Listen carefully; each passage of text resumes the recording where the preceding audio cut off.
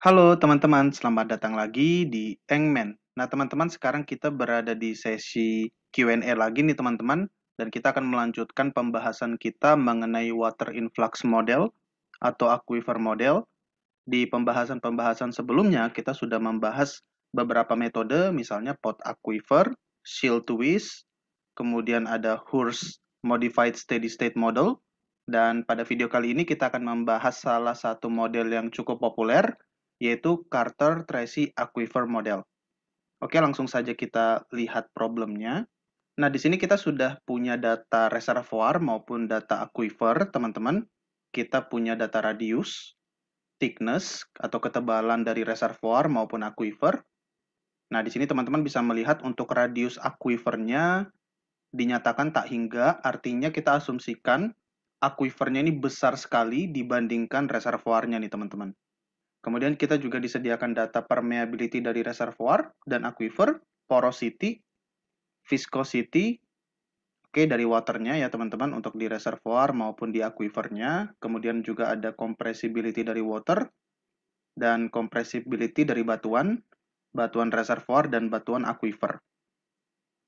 Oke, nah kita diminta untuk menghitung kumulatif water influx pada akhir bulan ke-6, 12, 18, dan 24.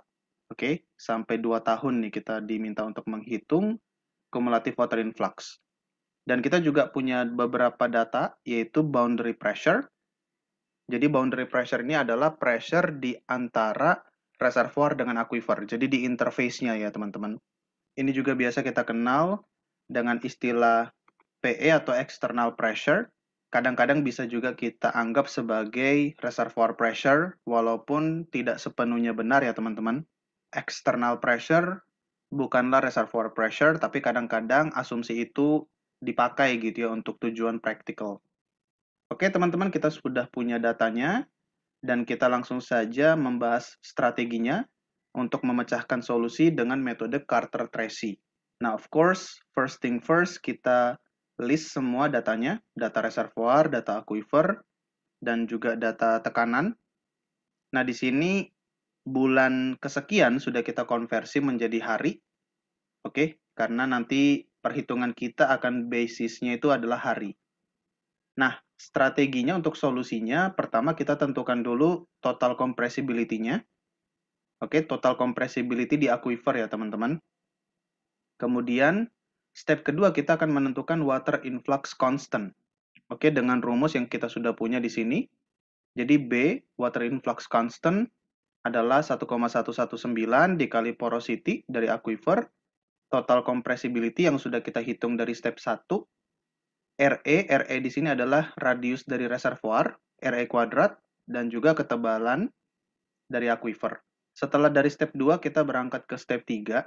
Nah, di sini kita perlu menghitung dimensionless time-nya, teman-teman, dengan formula ini. Untuk T adalah waktu dalam hari, untuk K adalah permeability dari aquifer. Nah, di sini kita sudah punya datanya, jadi langsung saja untuk menyederhanakan, jadi 6,328 dikali 10 pangkat 3, K-nya langsung kita ganti dengan permeability aquifer 100 milidarcy, kemudian T tetap, karena kita akan bergerak dengan waktu. Kemudian juga viscosity water, di sini kita lihat di aquifer 0,8, porosity aquifernya 20%, di sini artinya 0,2. CT-nya nanti kita hitung, kemudian RE-nya, radius reservoirnya 2000, nanti dikuadratkan. Nah, bisa kita langsung hitung cepat, jadi TD atau dimensionless time sama dengan 0,9888 dikali T. Oke, teman-teman, nanti CT di step berikutnya atau di pembahasan solusinya akan kita buktikan kalau hasilnya adalah 1 kali 10 pangkat min 6. Nah, setelah kita dari step 3, baru kita buat tabel seperti ini, teman-teman. Jadi ada N kesekian, hari kesekian, PN, oke, PN-nya dari data ini ya, teman-teman. PN-nya, atau P ke N, gitu ya, teman-teman. Kemudian kita hitung pressure drop-nya dengan rumus ini, initial reservoir pressure dikurang P ke N atau current pressure.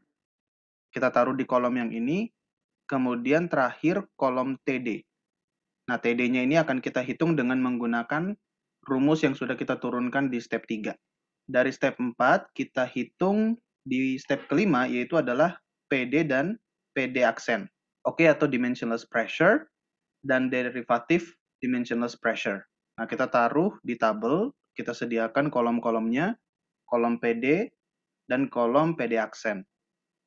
Oke, terakhir, dengan semua yang sudah kita hitung, barulah kita tentukan cumulative water influx-nya dengan formula ini ya teman-teman. B atau water influx constant, atau lebih lengkapnya adalah the Van Everdingen-Hurst water influx constant, yang nantinya akan kita hitung. Kemudian ada delta PN, total pressure drop, initial pressure dikurang PN. Oke, kemudian ada cumulative water influx dari N-1, kemudian ada derivatif dimensionless pressure. Oke, so far so good, teman-teman boleh melihat formula ini.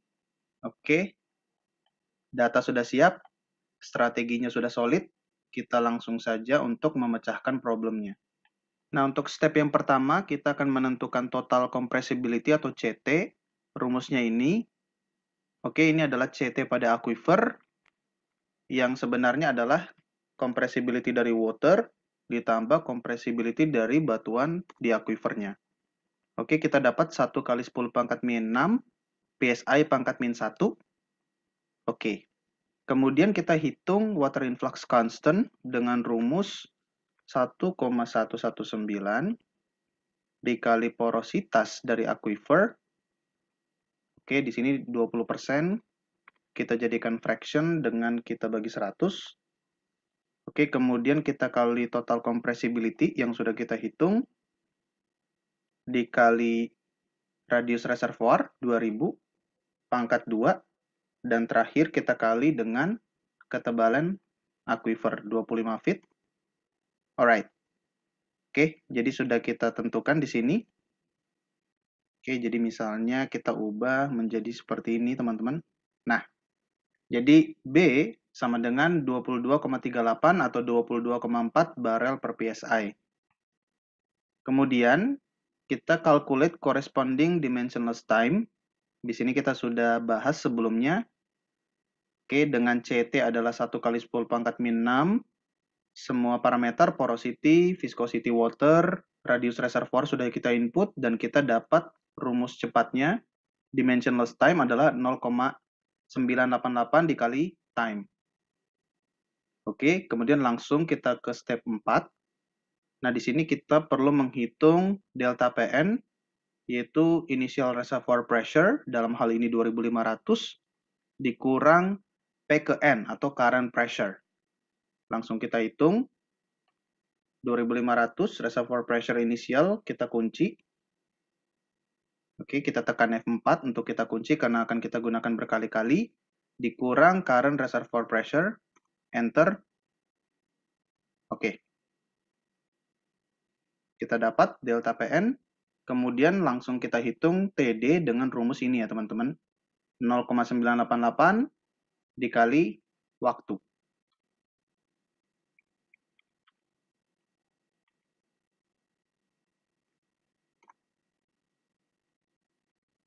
Oke, so far so good. Kita sudah hitung delta PN dan kita sudah hitung dimensionless time-nya. Nah, kemudian kita lanjut untuk menghitung dimensionless pressure dan juga derivatifnya. Nah, di sini teman-teman bisa melihat bahwa TD kita bernilai di atas 100. Oke, jadi TD itu nilainya di atas 100. Nah, mengapa ini penting? Kita singgah ke sini dulu. Jadi sebenarnya dimensionless pressure itu rumusnya ini teman-teman. Awalnya adalah grafik. Oke, tapi grafiknya itu sangat banyak dan kalau ditabulasi, tabelnya itu sangat besar. Oke, kemudian dibuat bentuk formula equation-nya seperti ini. Dan untuk derivatifnya seperti ini ya teman-teman. Oke, namun untuk TD di atas 100, maka formula yang ini bisa disederhanakan bentuknya menjadi seperti ini.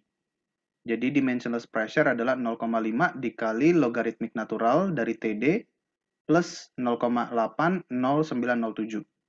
Sementara derivatifnya adalah 1 dibagi 2 TD. Oke, nah kita cek lagi. Di sini TD kita di atas 100 semua nih teman-teman. That's why kita bisa pakai formula yang lebih sederhana seperti ini. Alright? Nah, langsung saja. Di sini pertama kita ambil dulu data delta PN dan TD dari perhitungan sebelumnya. Langsung saja kita ambil dari atas sama dengan ini juga. Kita pastikan ya teman-teman, sama dengan. Oke, kemudian untuk dimensionless pressure sama dengan 0,5 dikali buka kurung logaritmik natural buka kurung dari TD, TD-nya ini tutup kurung plus 0,80907. Tutup kurung. Oke. Bagian yang pertama tidak apa-apa karena logaritmik natural dari 0 ya seperti ini hasilnya ya teman-teman. Tidak ada. Kemudian kita tarik. Oke, kita fokus saja di bagian yang ini. Hasilnya sudah kita dapat, dimensionless pressure. Sementara untuk derivatifnya adalah 1 dibagi dalam kurung 2 dikali dimensionless time. Oke, ini nggak apa-apa. Kita tarik. Oke. Oke teman-teman, langsung saja kita pergi ke step terakhir untuk menentukan cumulative water influx. Kita sudah siapkan rumusnya. Walaupun terlihat kompleks, tapi tenang dulu teman-teman, sebenarnya ini cukup straightforward. Oke, di sini adalah penjelasan dari masing-masing simbol. Oke, di sini dapat teman-teman lihat, kita akan meminjam data atau hasil dari B, water influx constant. Di sini Engman sudah siapkan bagiannya. Jadi ini langsung kita sama dengankan, kita ambil hasil B sebelumnya, 22,38 barel per PSI. Oke, nah kemudian langsung kita hitung. Di sini kita ambil juga dari kolom sebelumnya, delta PN, TD, kemudian juga dimensionless pressure sudah kita ambil dari kolom sebelumnya, sekarang derivatifnya kita ambil juga dari atas. Oke, nah ini silakan kita delete. WE atau cumulative water influx pada hari ke-0 tentu saja masih zero. Oke, belum ada water influx. Nah, sekarang kita masuk ke N sama dengan 1 sampai N sama dengan 4. Kita turunkan dulu rumusnya ini. Oke. Jadi, WE ke N atau WE ke 1 adalah WE sebelumnya 0 plus buka kurung TD pada N ini 180 dikurang TD sebelumnya 0 tutup kurung dikali. Nah, di sini B kita kunci karena kita akan pakai berkali-kali dikali delta P pada N. Jadi 10 ya teman-teman. Nah, di sini boleh kita close dulu. Oke. Dikurang WE sebelumnya, cumulative water influx sebelumnya, which is 0, dikali derivatif dari dimensionless pressure pada N. Oke, berarti yang ini ya teman-teman. Kita close. Nah, kita close lagi. Oke, kita sudah menyelesaikan bagian yang pembilang, bagian yang atas. Sekarang kita buka lagi kurungnya untuk bagian yang bawah. Dimensionless pressure ke N, yang ini. Oke, dikurang TD sebelumnya, 0, dikali dimensionless pressure derivatif pada N. Jadi yang ini ya teman-teman. Oke. Kemudian kita close. Alright. Nah, teman-teman bisa pastikan lagi semuanya untuk bracket-bracketnya atau parentesisnya dalam kurungnya, teman-teman bisa cek lagi. Let's say ini sudah kita anggap oke, kita enter. Nah, kita sudah dapat hasilnya. Jadi untuk hari ke-182,5, which is ini artinya bulan ke-6 ya teman-teman, kita sudah dapatkan cumulative water influx-nya yaitu sekitar 13.000 barel. Oke, jadi reservoir kita sudah menerima water influx atau water encroachment dari aquifer sebanyak 13.000 barel water nih teman-teman.